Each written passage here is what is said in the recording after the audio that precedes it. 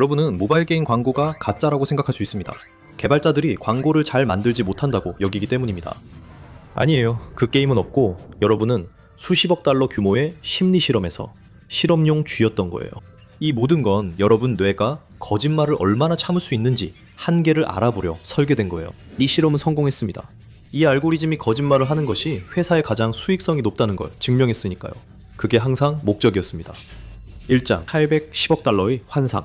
2025년 말이 되자 모바일 게임 산업은 막을 수 없는 존재처럼 느껴졌어요. 그해 모바일 게임 산업은 818억 달러를 기록했고 이는 다른 모든 앱을 합친 856억 달러와 맞먹는 수치였어요. 이런 게임들은 전통적인 콘솔 게임처럼 만들어진 게 아니에요. 이 게임들은 버스나 대기 중처럼 집중하기 어려운 순간을 위한 짧은 루프로 설계됐어요. 한번 발을 들이면 오래지 않아 한 게임에만 머물지 않게 되는데 모바일 게임의 핵심은 플레이보다 광고에 있기 때문입니다. 이런 게임들은 모두 멀티플레이와 점수 경쟁을 가능하게 하는 인터넷에 연결되어 있지만 동시에 게임과 광고주들이 플레이어의 행동에 따라 연락할 수 있게 해줍니다. 알고리즘은 당신이 어떤 종류의 게임을 좋아하는지 알고 있고 다음에 빠질 게임을 추천해줍니다. 이 게임들은 특히 자극적인 애니메이션 광고로 잘 알려져 있습니다. 단 한 가지 문제가 있습니다. 그 게임들은 존재하지 않습니다.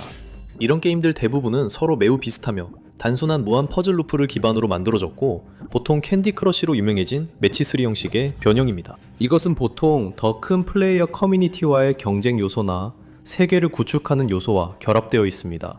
하지만 보통 빠른 속도의 액션 기반 게임 플레이는 광고에서 보여준 것과 달리 실제로는 빠져 있습니다. 그렇다면 왜 모바일 게임들은 자신들의 게임을 마케팅하는데 이렇게 서툰 걸까요? 사실 그렇지 않습니다. 그들은 원하는 대로 행동하고 있습니다. 이런 기만적 광고는 양복 입은 사람들이 만든 것이 아닙니다. 이 광고들은 클릭을 유도하기 위해서라면 어떤 수단이든 쓰는 오직 그 목적란을 가진 고빈도 알고리즘에 의해 설계된 것입니다. 기만적인 광고가 정직한 광고보다 조금이라도 더 좋은 성과를 내면 전체 광고 예산이 그 모델에 집중되고 정직한 광고는 묻혀버립니다. 거짓말은 단지 만연해지는 것에 그치지 않고 자동화됩니다. 클릭률이 조금이라도 더 높은 한 아무리 많은 불만이 있어도 이 상황은 바뀌지 않습니다. 기계는 우리의 본능을 잘 이해합니다. 우리가 어쩌다 여기까지 오게 됐을까요? 두 번째 장 99센트의 무덤.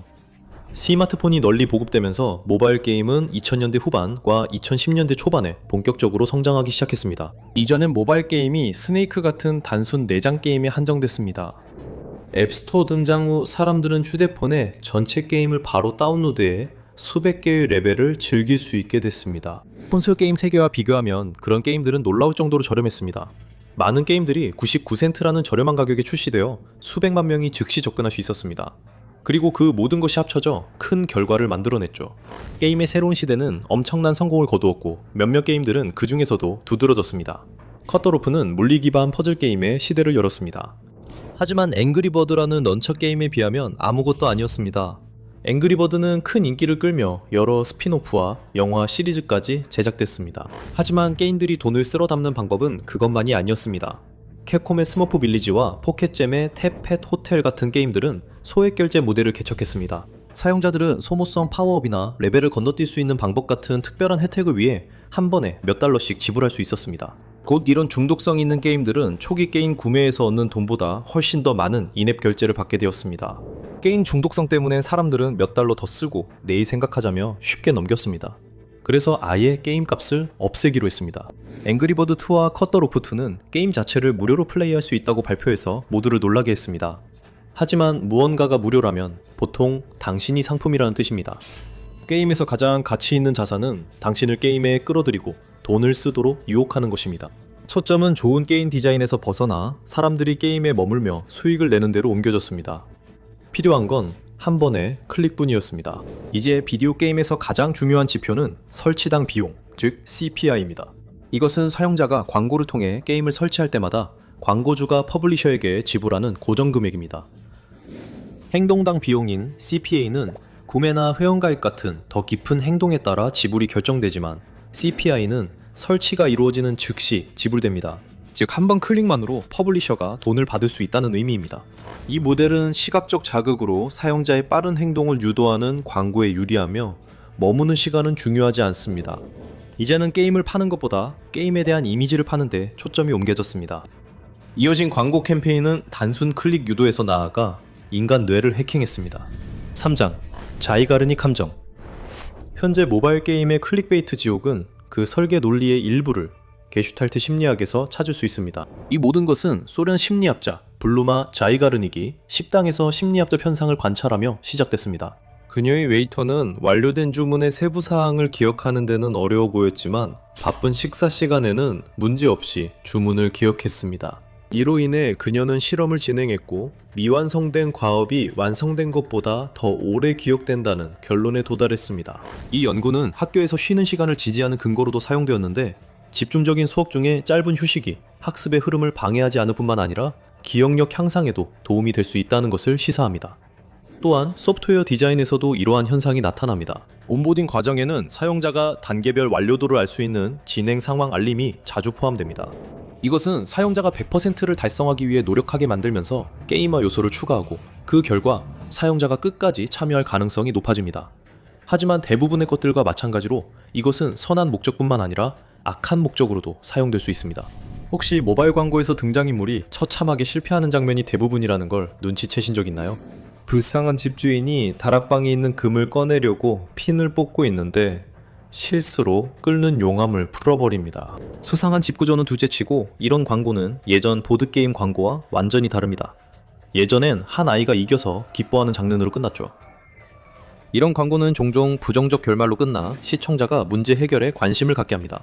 이런 스타일의 광고는 시청자에게 몇 가지 독특한 심리적 효과를 유발해서 광고를 클릭하고 게임을 시작할 가능성을 높입니다. 첫째, 자이가르닉 효과로 과제가 완수되지 않아 게임이 더 기억에 남습니다. 둘째, 시청자는 나도 할 수 있겠다고 생각합니다. 이후 시청자는 처음 실수한 플레이어보다 자신이 더 유능하다고 느끼며 그 실수는 되게 명확히 드러납니다. 이렇게 하면 시청자에게 인지적 갈증이 생겨서 직접 나서서 그 실수를 고치고 싶어집니다. 그리고 그 순간 시청자는 이미 빠져든 겁니다. 그게 전부입니다. 2020년이 되자 시장은 완전히 바뀌었습니다. 대부분의 게임 앱은 부분 유료화 방식이었고 거의 모두 마이크로 트랜잭션이 있었습니다.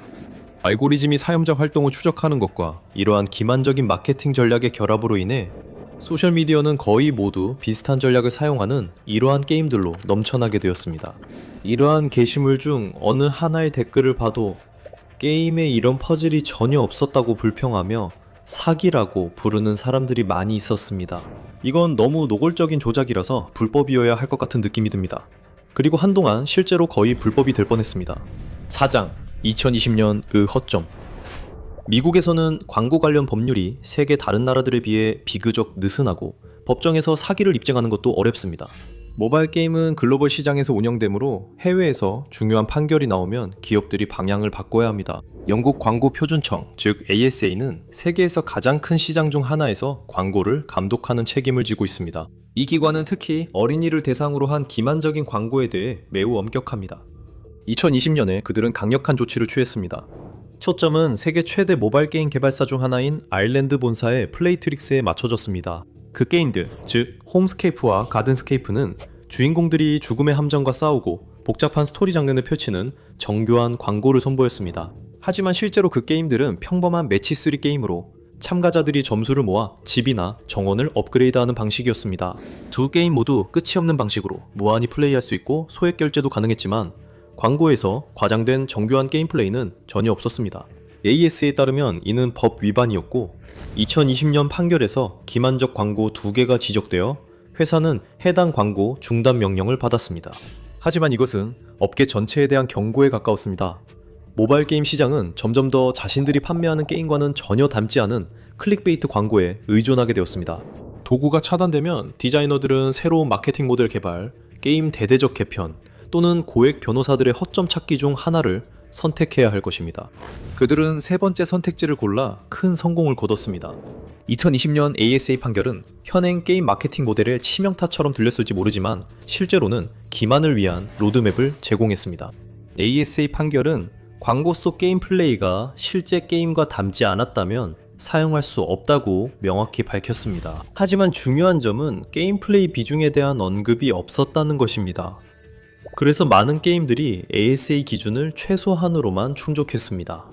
광고에 화려한 게임들은 때때로 50레벨마다 한 번만 가능한 짧은 미니게임으로 변경됐습니다. 이것은 유저들이 매치3 레벨을 깨고 마이크로 트랜잭션을 하며 또 다른 목표로 삼는 것일 뿐이었습니다. 이 속임수 게임은 계속 이어졌고 그것이 재정적 성공의 문을 열었습니다. 제5장 차익거래 기계. 회사의 비즈니스 모델에 대한 판결은 보통 치명적인 타격이 되지만 플레이트릭스에게는 별다른 영향을 주지 않는 것처럼 보였습니다. 플레이트릭스는 2016년까지 연간 수익이 4억 달러를 넘었는데 이는 홈스케이프와 가든스케이프가 등장한 지 얼마 되지 않은 시점이었습니다. 하지만 2023년에는 그 수익이 28억 달러를 넘었습니다. 이 회사는 모바일 게임의 부분 유료화 부문에서 왕자를 차지했으며 이는 거의 전적으로 그들의 기만적인 게임 광고 덕분이었습니다. ASA 판결을 피하는 방법을 찾은 후 그들은 성장했고 곧 유사한 회사들이 생겨났습니다. 매직 태번도 비슷한 성공을 거뒀습니다. 이 게임들은 종종 변신이 필요하거나 머물 곳 없는 여성들의 이미지를 보여주며 사용자들에게 도움을 요청했습니다. 이런 게임들은 실제 인물이 아닌 존재의 고통을 보여주며 감정에 호소하는 전략을 썼습니다. 이용자들이 속았다고 느꼈지만 이 모델은 효과적이었고 결국 모든 것은 한 숫자로 귀결됐습니다. 유저 획득 차익 거래에 냉정한 소학에 오신 것을 환영합니다. 여기서 설치당 비용이 중요하며 목표는 고객 유치 비용보다 더 많은 수익을 올리는 것입니다. 특히 부분 유료화 게임에서는 한 명의 고객으로부터 얻는 수익이 매우 예측하기 어렵기 때문에 기업들은 빠르고 저렴한 유저 유치 과정을 만들어야 합니다. 이로 인해 시청자들에게 긴박감을 주는 클릭베이트 광고의 하향 경쟁이 벌어졌고 이 방법은 효과적이었습니다.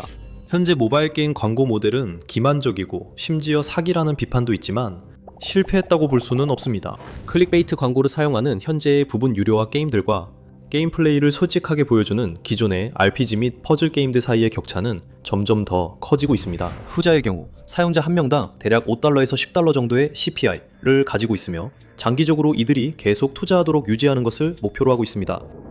하지만 홈스케이프와 같은 매치3 게임들은 훨씬 더 높은 CPI를 가지고 있으며 보통 고객 한 명당 2달러에서 5달러 정도의 비용이 듭니다.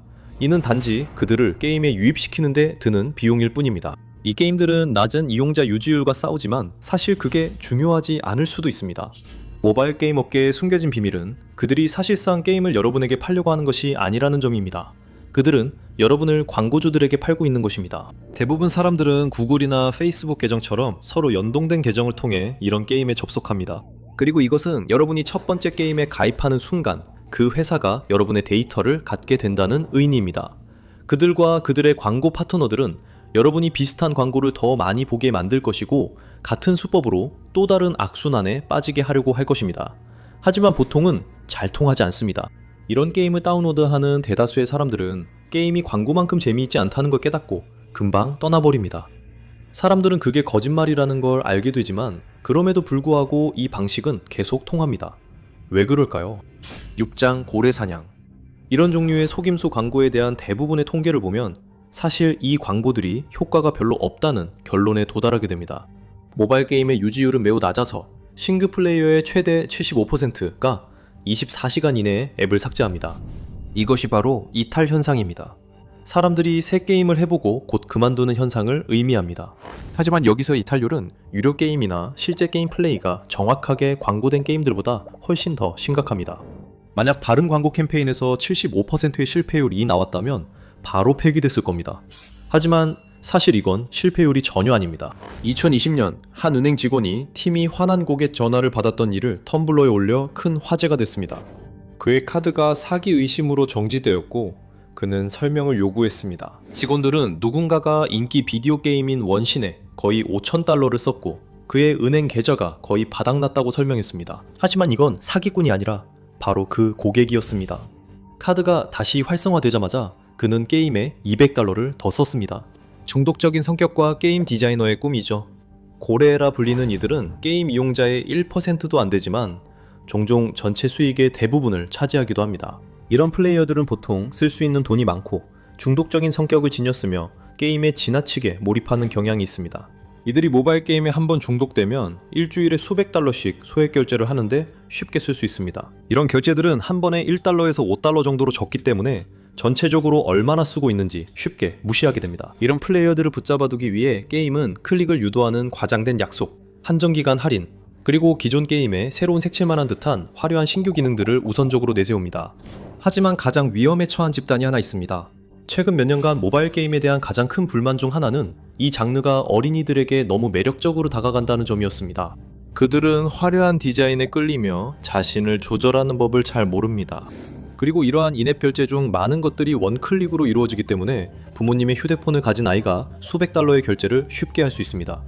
이러한 결제 금액을 환불받는 것도 종종 어렵습니다. 빅테크 기업들은 부모가 자녀의 온라인 활동을 감시해야 한다고 주장합니다. 하지만 반발이 충분히 심해지면 대중의 압력이 때때로 그들로 하여금 재고하게 만들 수 있습니다. 즉, 게임 회사는 고래 유저만 유지하면 당신 같은 유저를 잃어도 괜찮다고 봅니다. 고래 유저는 카지노에서 자주 보이며 카지노는 이들을 위해 레드카펫을 깔고 만족시키려 합니다.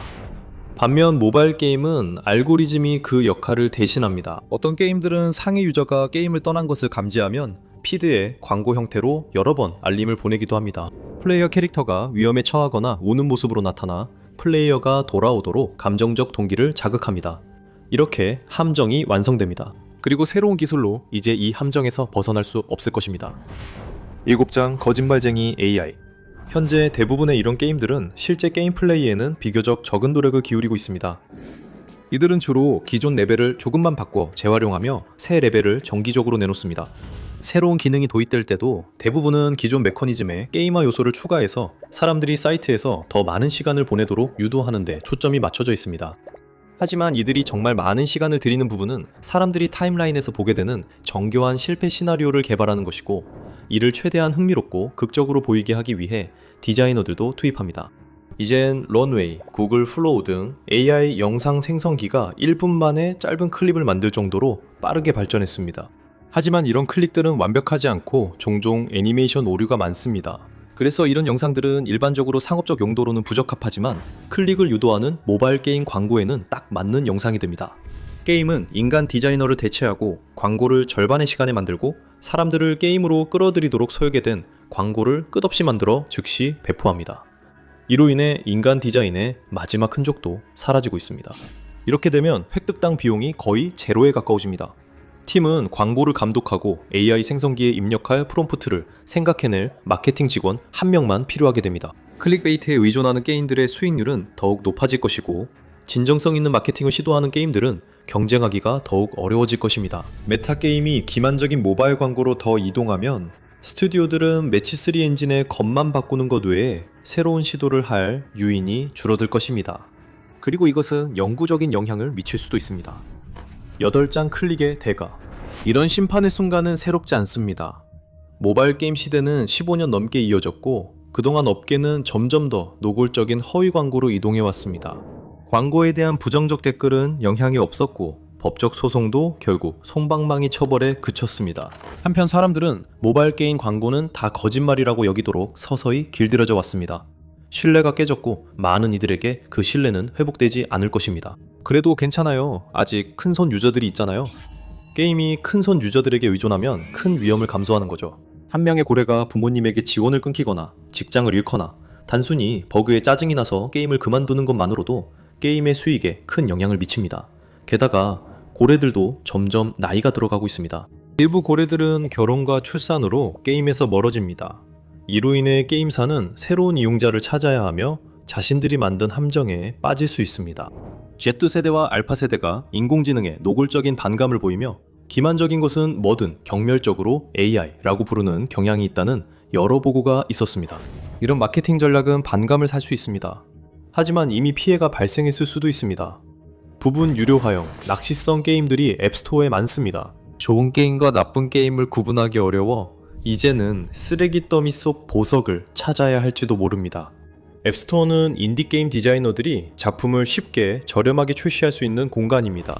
이런 게임들은 한번 결제하는 프리미엄 게임으로 독특한 게임 플레이를 제공하며 여전히 찾을 수 있지만 먼저 많은 클릭베이트 게임을 걸러내야 합니다. 모바일 게임뿐 아니라 불투명한 관행으로 인해 역풍을 맞는 건 이들만이 아닙니다. 티켓마스터 역시 마침내 대가를 치르고 있습니다. 아니면 이 사례를 보세요.